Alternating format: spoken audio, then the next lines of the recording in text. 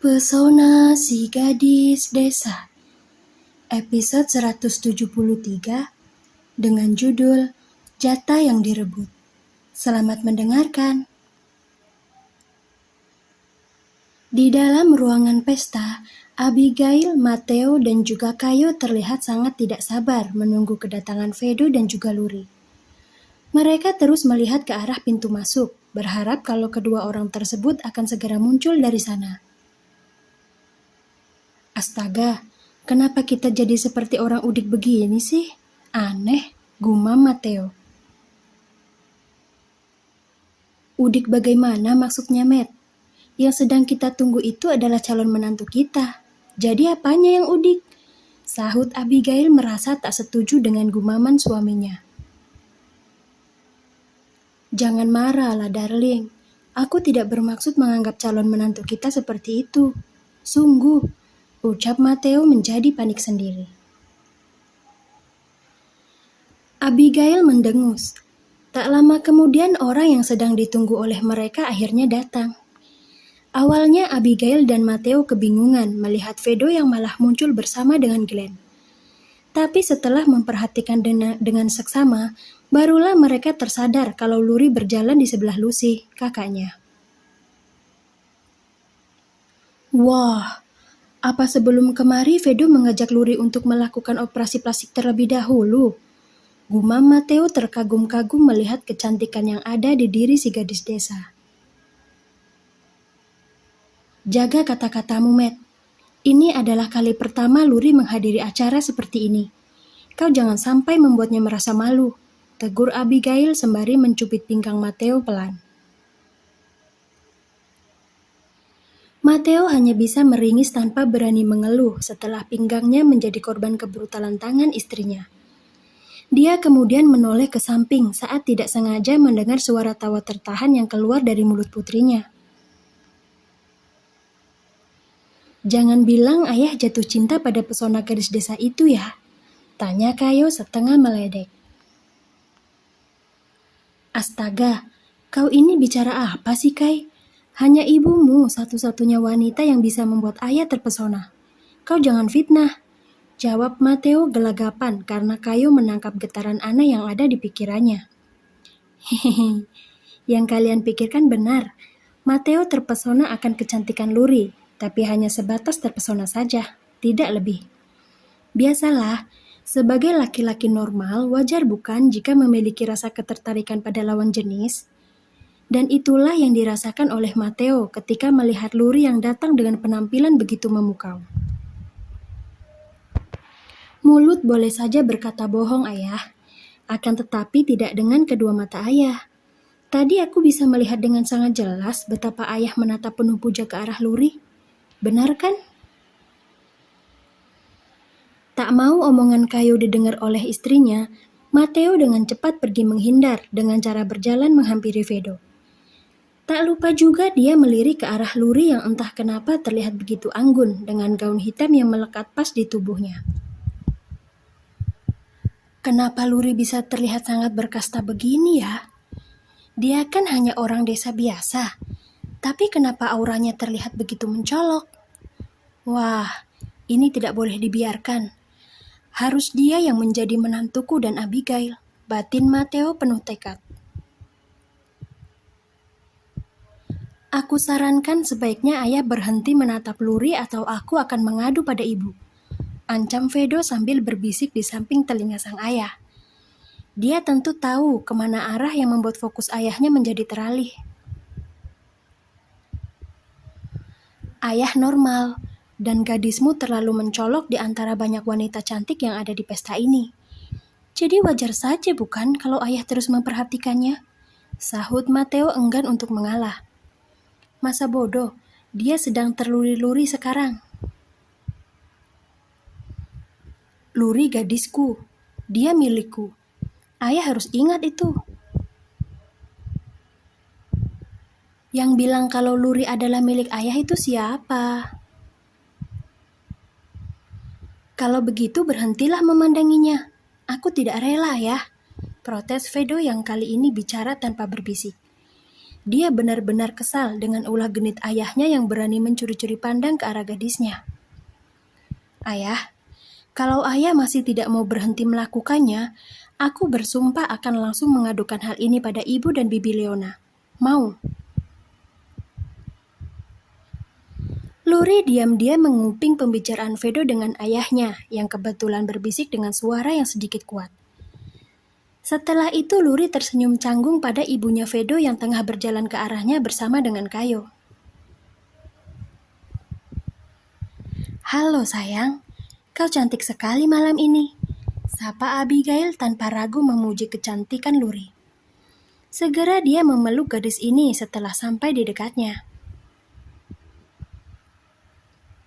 Terima kasih banyak, Bibi. Bibi juga terlihat sangat cantik malam ini, sahut Luri sopan kemudian mengurai pelukan. Abigail tersenyum. Setelah itu dia ganti memeluk Lucy, wanita cantik yang dulu bekerja sebagai pelayan di rumah keponakannya. Halo Lucy, apa kabar? Bibi dengar kau sedang hamil ya sekarang? Kabarku sangat baik, Bibi Abigail. Dan benar kalau sekarang aku sedang hamil. 9 minggu. Jawab Lucy ramah. Bibi sendiri apa kabar? Dan Nona Kayo, kau terlihat begitu cantik dengan gaun itu. Apakah ini adalah semacam aura yang keluar dari seseorang yang sebentar lagi akan segera melangsungkan pernikahan? Kayo tertawa saja mendengar godaan yang dilayangkan oleh Lucy. Setelah itu dia pun memeluknya kemudian mengelus perut Lucy yang belum terlalu besar. Kau ini, adikmu berhubungan dekat dengan kakakku tapi kenapa kau masih memanggilku Nona? Panggil Kayo saja supaya terdengar lebih akrab. Kan sebentar lagi kita akan segera menjadi satu keluarga. Iya kan Luri? Bukannya menjawab, Luri malah menundukkan kepala sambil tersenyum malu. Entahlah, hatinya terasa begitu hangat melihat sikap ibu dan adiknya Vedo yang terkesan tak ada membedakan status dia dengan kakaknya. Siapalah yang akan mengira kalau gadis desa sepertinya akan diterima dengan sebegini terbuka oleh satu keluarga yang notabene adalah keluarga kaya dan berpengaruh. Begitu juga dengan Luri. Apa yang terjadi siang tadi dan juga sekarang adalah suatu kejadian yang berada di luar ekspektasinya. Dia seperti sedang bermimpi. Jangan menggoda Luri terus, Kai. Lihat, wajahnya sudah sangat memerah karena malu. Tegur Abigail sambil mengusap rambut Luri yang kebetulan dibiarkan tergerai. Aku tidak menggodanya, Bu. Hanya sekedar bicara fakta saja. Benar kan, Lus? Kita tidak sedang menggoda Luri, kan? Sahut Kayo yang dengan sengaja kembali melayangkan godaan pada Luri. Entah kenapa dia suka sekali melihat reaksi malu di diri gadis desa tersebut. Sekalian saja mumpung mereka belum menjadi saudara ipar. Kayo mana mungkin berani berkata seperti ini lagi jika Luri sudah menikah dengan kakaknya. Lucy mengangguk menyetujui perkataan Kayo. Dalam hati Lucy membatin. Dia sangat lega karena kehadiran Luri diterima dengan sangat baik oleh keluarga Vedo. Lucy jadi tidak perlu merasa was-was lagi memikirkan nasib adiknya yang bisa saja mengalami patah hati jika seandainya adik dan orang tua Vedo tidak bersedia untuk menerimanya. Tapi untunglah kenyataan yang terjadi tidak seperti yang dia khawatirkan. Lucy benar-benar merasa sangat bersyukur karenanya. Di saat para wanita sedang asik meledek Luri, para pria terlihat sibuk dengan obrolan mereka. Kendati demikian, Vedo sama sekali tak melepaskan Luri dari pandangan matanya. Dia terus mengawasi semua gerak-geriknya, mulai dari berpelukan dengan ibu dan adiknya, juga ketika Luri terlihat malu-malu setelah Kayo berbicara. Di mata Vedo semua itu terlihat sangat amat berkesan. Luri sangat cocok bergabung dengan wanita-wanita hebat seperti Kayo dan juga ibunya. Tidak perlulah memelototi Luri terus. Istriku ada bersamanya. Dia tidak mungkin dibawa kabur pria lain. Sindir Glenn gemas melihat Vedo yang terus saja mencuri pandang ke arah adik iparnya.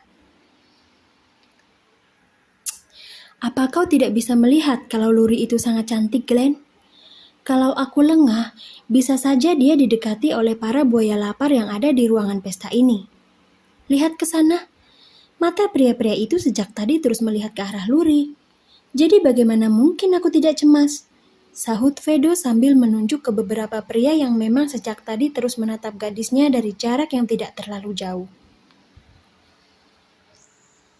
Seorang pakar buaya sepertimu ternyata bisa merasa terancam juga ya dengan keberadaan buaya-buaya itu, ejek Glenn sambil terkekeh. Paman Mateo, tidakkah menurutmu ini sangat lucu? Vedo merasa terancam oleh anggotanya sendiri. Ini adalah lawakan paling aneh yang membuatku sangat ingin tertawa kencang. Tidak ada lawan. Ini tidak hanya lucu, Glenn, tapi ini adalah sesuatu yang sangat menggelikan. Baru kali ini paman melihat buaya senior takut pada buaya junior. Benar-benar lawak yang tidak ada tandingannya. Jawab Mateo tak ragu untuk ikut mengejek putranya. Glenn dan Mateo tertawa dengan sangat puas melihat Vedo mengomel. Setelah itu Kayu datang kemudian mengajak mereka bertiga untuk menemui kedua mempelai pengantin terlebih dahulu. Vedo yang sudah tidak sabar ingin mengenalkan Luri sebagai gadisnya pun berinisiatif untuk mengajaknya berjalan bersama. Akan tetapi keinginannya itu terpaksa harus kandas karena ternyata ibunya sudah lebih dulu menguasai Luri. Ya, dia terlambat.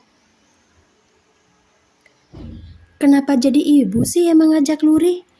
Seharusnya dia itu kan bersamaku saat menemui Reinhard dan Levita. Ah, ibu, malam ini adalah jatahku. Kenapa ibu merebutnya? Protes Vedo dalam hati.